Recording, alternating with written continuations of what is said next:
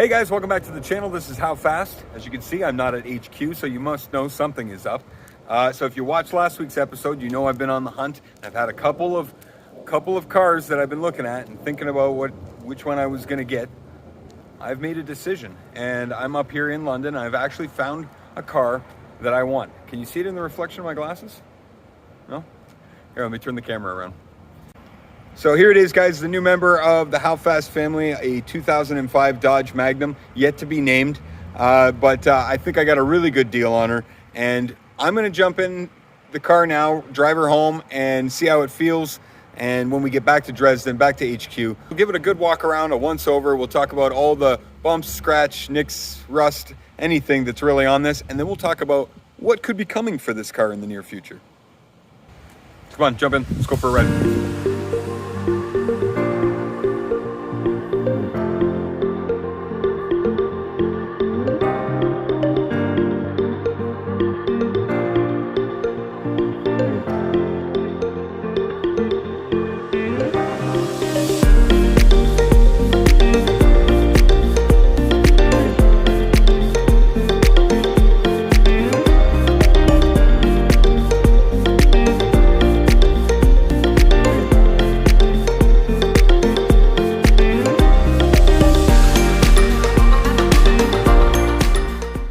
Okay guys, back at HQ, and I thought we'd give this car a once over and a once around. We'll talk about what engine it's got on it, what options, and what are some of its sore spots and some of its better points. So let's take a look. So as I mentioned, this is a 2005 Dodge Magnum. This is a base of the base models, absolute base, and it has the 2.7 liter V6. Now I know some of you, Renee, you'd said on one of our last videos there to watch out for these, and I did look up on them, and you are correct. These engines are known, they have a nickname called the Sludge Factory, and what happens is they have an internal water pump down here in the engine that fails and drops coolant into the oil, and these things gum up. They're known for doing that. This one hasn't done it yet, or has done it and it has been repaired. I checked all the oil, everything looks good. As you can see under the engine here, everything is very clean. Not too clean, but just clean enough that it's pretty obvious to me that this thing hasn't had any major oil leaks or any real problems that I can see and tell just from looking at it and, you know, checking the oil and taking it for a quick drive. So all in all, engine feels good, transmission feels really good. I'm happy with that until, of course, this thing does do its Sludge Factory thing. And when that time comes, we'll have to find another engine to put in it. But in the meantime, this will do. So 2.7, 190 horsepower, not a race car by any means, but this thing is going to be my huge hauling commuter. Doesn't need to be fast, just needs to be fuel efficient, and that's what I was hoping for with this engine. So outside of that, very basic front end.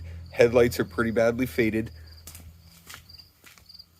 But as far as the doors, and the body go, no dings, no dents, no major scratches. There's a little scratch here. And then in the back, we have a huge seat for Miss Maggie.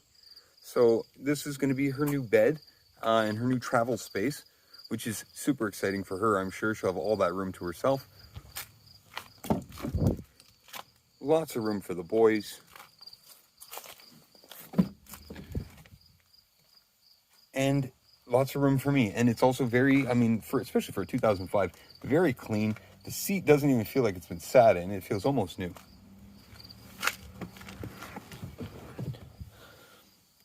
Now, as far as options go, this car really doesn't have many. Now, I was looking at some of the RTs and some of the 3.6s, but nothing was in my price range. So this thing is, as you can see, as base as it gets. It doesn't even have Bluetooth. So I'm going to have to probably put like a head unit or something in it because I really want Bluetooth. I think that's one of the really important things about a car, especially nowadays. And when you drive as much as I do, being able to talk on the phone really makes those drives go by quick. Now, as far as lights on the dash, the only light it has on, which is not on now because the car's not on, is an ABS light. And the cruise control doesn't work. I'm guessing those two are probably tied together. While I was driving, I could feel the car pulling to the right. Not hard, but enough to tell me that there's something going on, probably with the front right brake. So that's where we'll start looking. We'll start looking, diving into that, see if we figure out what's going on with that ABS. It could be a wheel speed sensor, could be a ABS module, or a ABS pump. Could be an ABS pump. So we'll dive into that, see if we can figure out what it is before we take the car in to get safetied down at Stories. Also, as far as rust goes, this is it. You remember me telling you, these cars are notorious for rusting. In particular, in this spot. Always, most of the time, passenger side, but can be driver side too, but always right here in the back fender. You can see that's some rot, some cancer, so it's definitely behind this and worse than we can see, but we're gonna take care of that. So I did notice while I was walking around the car that there was this little like indentation here, which I don't know if you guys can see. Here, my reflection of my hand, can you see that? I thought, that's interesting. I followed it along and I found this paint line here. So someone's taped this here and then repainted this back bumper. That's okay. I have a feeling this car is going to be a little bit rough. And to be honest, we're going to have to tape up and paint.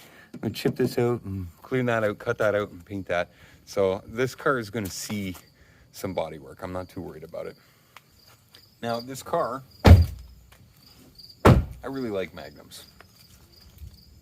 I really like them with a 5.7 liter Hemi in them, but we don't have a Hemi. We also don't have the Hemi front end. We also don't have the RT wheels. So she looks kind of sad, a little ugly, if you ask me. And we have to come up with a name for this car. And I'm interested in hearing your guys' comments. I want to know what you guys think we should name this car. So instead of having a trivia this week, we're going to have a competition to see who can pick the new name for our Dodge Magnum. So these cars I think are good looking, but if I had to pick one area of the car that I thought was ugly, it's the face, it's the front end. These are really not a good looking front end. Depending on if you get an RT or not, you can get kind of like a different front end, different fascia, different ground effects, and it really makes the car look a bit better. But this base model one is really ugly, and so are the hubcaps that are on it.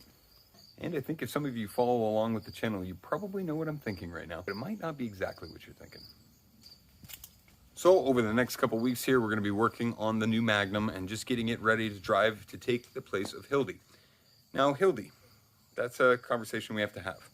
And I was talking about how I didn't want to get rid of her and that maybe she might become a drift car. Well, this week we had a problem and we had an accident. And I'm not proud to say, but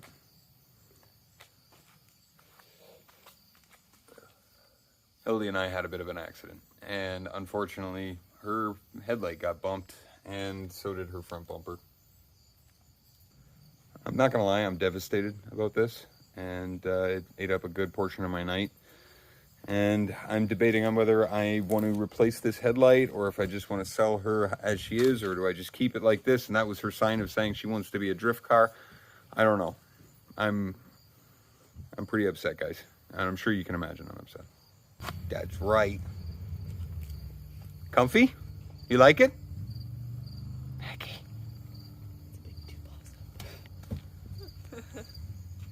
You fill those. We could fill these here with food. Fill this one with food. And we'll fill this one with water. Sound like a plan?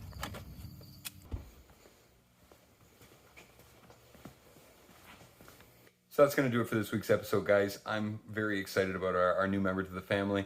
I'm excited about, the future for her because, I mean, like I said, there's enough room now for everyone, and the gas mileage should be better. And there's some things we can do to update this car and make it look a little bit more modern, and hopefully just enjoy it for what it is. It's not meant to be perfect. It's not meant to be pristine. Like I was trying to keep Hildi.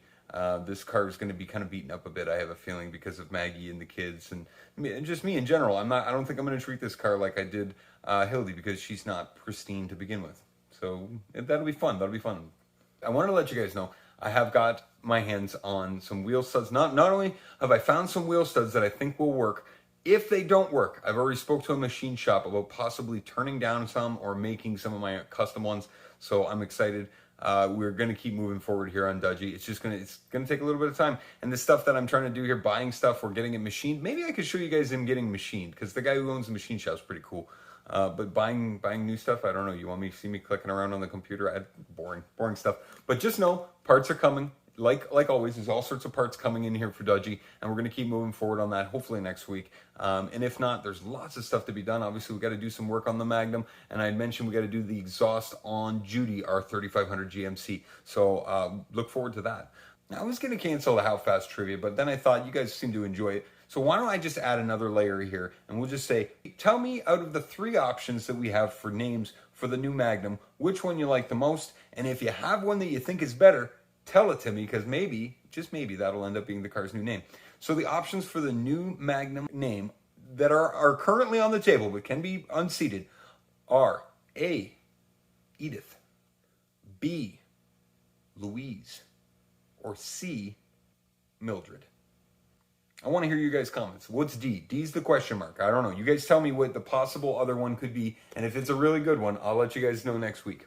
And as far as HowFast trivia goes, last week's question was one for our European friends, but it turns out a couple of you guys got the answer, so I was a bit surprised. So last week's question for the HowFast trivia was, which car manufacturer uses the slogan, the power to surprise? Your options were A, Dacia, B, Seat, C, Kia, or D, Skoda. The correct answer, as some of you had put it, was C, Kia, which I didn't know. I didn't know that. So congratulations, guys, who got that right. I think it was Natalie and... Actually, I think Natalie, Pavel, and Renee got all that right. I think you guys all got that right. So congratulations, guys. You guys are smart.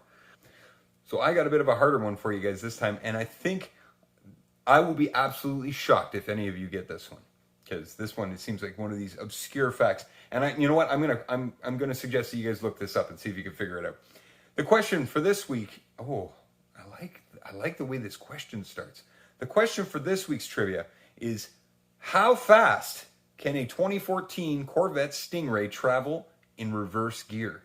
Your options are A, 33 miles per hour, B, 43 miles per hour, C, 53 miles per hour, or D, 23 miles per hour. I look forward to hearing you guys' comments and questions. If you want to get in touch with me, give me a howfast10@gmail.com. You can find me on Rumble. You can find me on Odyssey. You can find me on TikTok. And of course, you can find me on YouTube. But if you want, go by howfast.ca. Check out some of the merch. Help support the channel. Help support the build. I'll catch up with you guys next time. Find out how fast we can make this car go.